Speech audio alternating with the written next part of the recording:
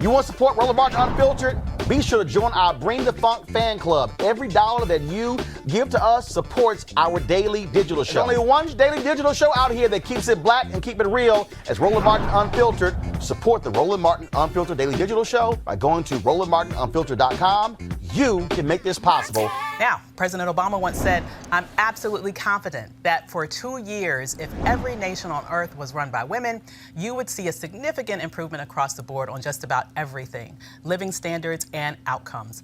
Although that's the assessment of many, a Pew Research Center poll shows that the percentage of female Fortune 500 CEOs reached its all-time high of 6.4% in 2017 and fell to 4.8% again in 2018. So why are these advancements so slow? And if you add black women to the equation, the advancements are even slower. It's at 0, actually, right now for black women. Joining me now are two women who have managed to break through. Dr. C. Nicole Mason, so sorry, Nicole, is President and CEO of the Institute for Women's Policy Research, and Ashanti Gholar is Political Director for Emerge America. So welcome to Roland Martin Unfiltered. Thank you. Yes. I am so excited to have you guys here for a couple of different reasons. Obviously, you're both brilliant. And you both have these sort of historic posts, the first black women to head each of these organizations. Yeah. So what does it feel to break through, not only in terms of being a woman leader, but specifically being a black woman leader of these very historic organizations? First, Ashanti. All right, well, thank you. So excited to be here. And for me, it's still sinking in because we just announced my promotion to president on Monday. Yes. So it's only been day 4 of navigating everything. But that is what I sit with, the fact that I now lead an organization that was founded by people that did not look like me. Mm-hmm. And in 2020, I'm now ushering us forward. So it's the fact that black women really are leading in more ways. And I'm excited that people are seeing our leadership. So when we're talking about the hashtag Black Women Lead is actually happening. But I'm just excited about 2020 and moving forward, but really lifting up and supporting other women. Yeah. That is what gets me up every day. But to be able to do it in this position and movement building with recruiting and training more women for them to see their potential, I'm just excited about the future. Yeah, can you tell people a little bit about what Emerge America does? Yeah, so at Emerge, we recruit and train Democratic women to run for office and provide them a powerful network of support. We were founded in 2002 with Emerge California. We created Emerge America in 2005 to grow the sisterhood. We are now in 26 states across the country, with the majority of our expansion being in the South, which I focused on when I came to Emerge for 2 reasons. First, there are good women in the South who want to run for office, and I really want to make sure that we were recruiting and training black women, because all they needed was someone to invest in them. And with our signature program, we demystify what it takes to run for office. And I'm excited about all the gains that we've made in the South. We're still the only national organization playing in a lot of these places in the South, making these investments. And you're already just seeing great women such as Congresswoman Lucy McBath. We trained her at our boot camp in Georgia. When she first did the boot camp, she was running for the state house. She called me in February 2018. She said, "Ashanti, my heart is with Congress. That's what the Lord is telling me to do." I said, "Let's do it." And she won that seat. So it's not only women running, but Emerge helps women blaze trails and really take their seat at the table to define politics in the future of this country. Absolutely. And she is the mother of Jordan Davis. Yeah. So she has been able to really champion this cause around guns and making sure we have more sensible gun laws. Yeah. Absolutely. And that's really what we see. When we talk about women running for office, men kind of get offended when I say this, but women run for office to get things done, where men sometimes run for office just to be something. Yep. And sorry, I said it. Sorry, men. Yeah. Love men, you're great. But it's true, because when you look at just women in leadership, women introduce more bills, they co-sponsor more bills. Though they may run for office for a specific reason, such as Congresswoman McBath, it was gun violence prevention, they lead on all areas because they care about the entire community, and women will reach across the aisle to get things done. And I love seeing just all of these photos of women coming together and the women caucusing and saying, this is what we're going to do. And when you look at a lot of the top countries, they are led by women. Yeah. So there is something to be said about women's leadership. And going back to what President Obama said, I spoke to a Black student retreat, and one of the women, the young women, asked me, a lot of people said he was pandering. What do you think? And I said, well, two things. We know President Obama is a smart man. He married Michelle Obama. And frankly, it's just facts what he said. Yeah, absolutely. So, see, Nicole, Institute for Women's Policy Research is really the premier women's think tank in the nation. Could you tell us a little bit about how you got there and where you plan to take it in the future? So, I got there, I think like a lot of women and Black women, we have just been doing the work over many, many years, and opportunity presents itself, and that's what happened with IWPR.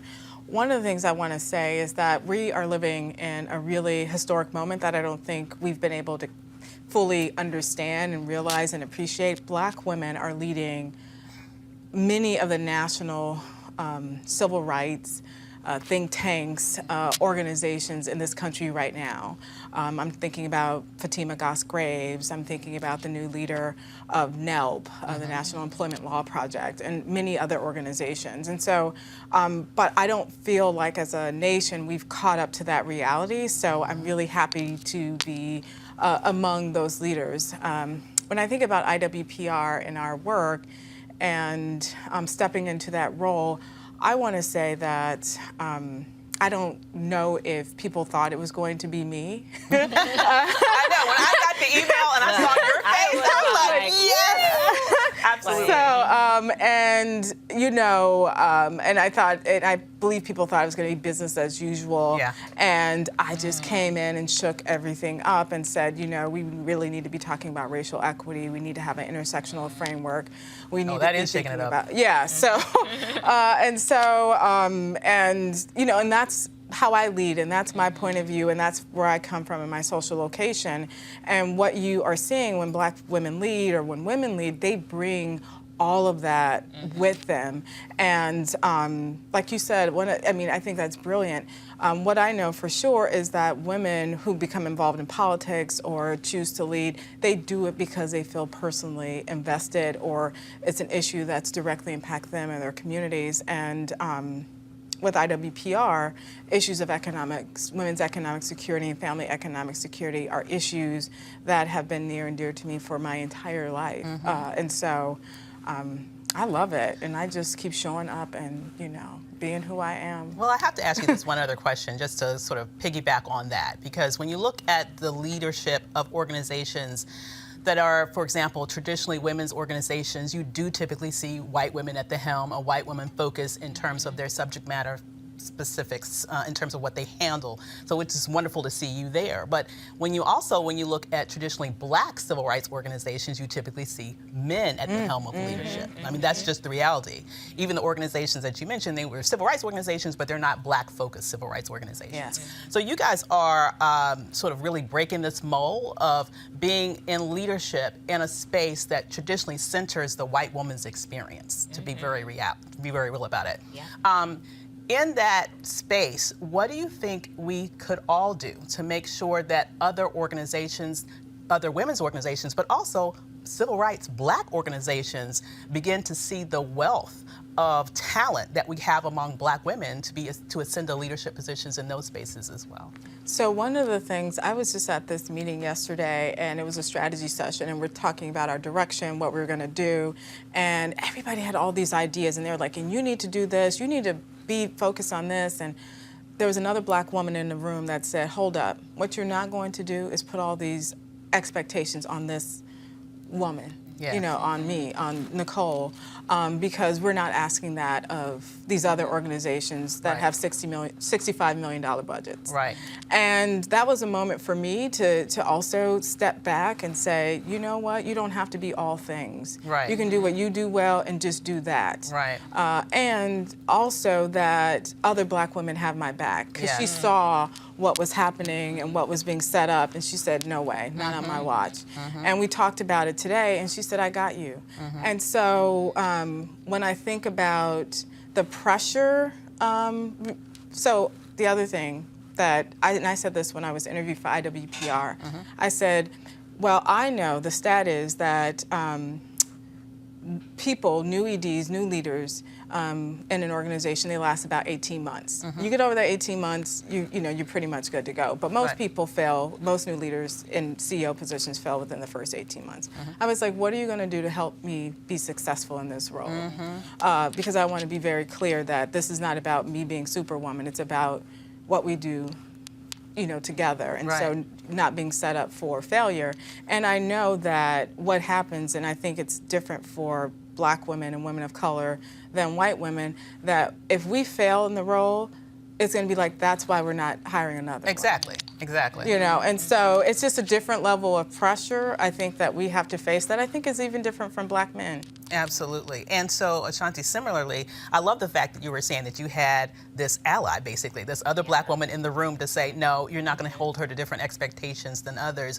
What advice would you give other ambitious Black women who are watching us right now that want to move up to leadership to make sure that they not only get there, but they have the support that they need to stay there?